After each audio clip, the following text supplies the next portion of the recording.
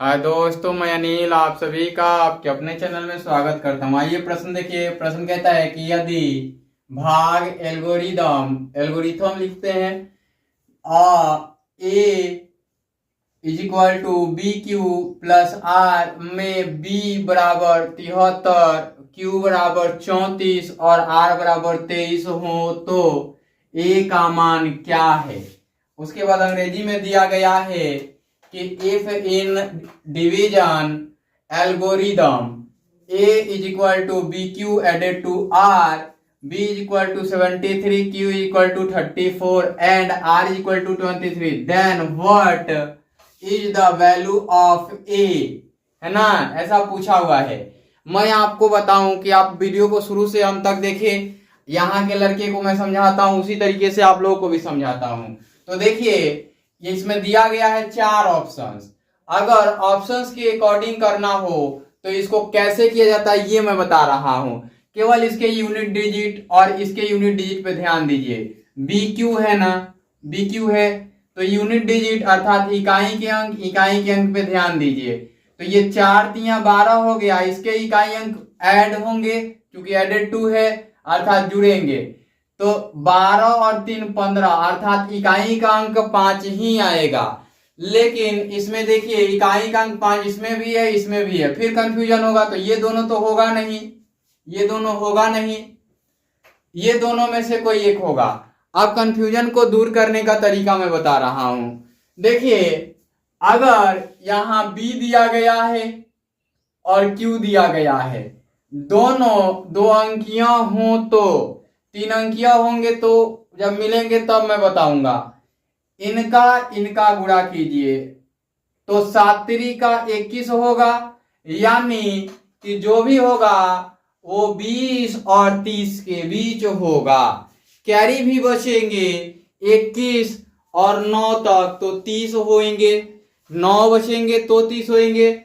क्योंकि आप जानते हैं कि जो हासिल बचता है, शेष बचता है, कैरी बचता है वो 0 to 9 है ना। यही कैरी होता है या शेष होता है, रिमाइंडर होता है, शेष बचता है, रिमाइंडर होता है, यही बचता है। तो आप जान लिए कि 7 3 का 21 हुआ।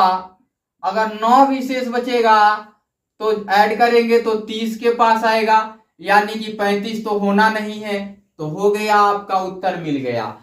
ये एलिमिनेट करने का तरीका मैंने बताया, बाकी आप लोग भी देखते रहिए। मैं बार बार कहता हूं कि मैं वो अप्रोच बताऊंगा जो कि एग्जाम में आपको काफी आसान हो जाएंगे।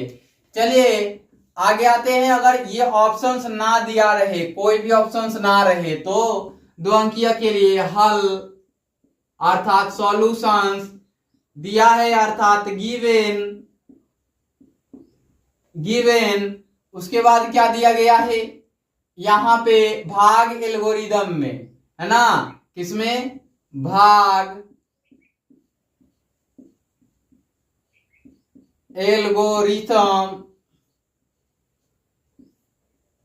में a बराबर बी क्यू प्लस आर, यही दिया गया है। और क्या दिया गया है? b बराबर 73, q बराबर 34, r बराबर क्या दिया गया है? 23 दिया गया है। अब आते हैं हम आगे की ओर। अब अर्थात 9 हमारे पास क्या है? a बराबर बी क्यू प्लस आर, है ना, यही है। तो a का मान पूछा हुआ है। a बराबर इधर लिख लेते हैं, a is equal to what. आप यहां नीचे भी लिख सकते हैं, कोई दिक्कत नहीं है, यही पूछा हुआ है। तो हमारे पास है तो लिख सकते हैं वी हैव, या a बराबर, चूंकि a बराबर बी क्यू प्लस आर, या a बराबर b का मान 73 गुणा 34 प्लस 23, यही हो जाएगा।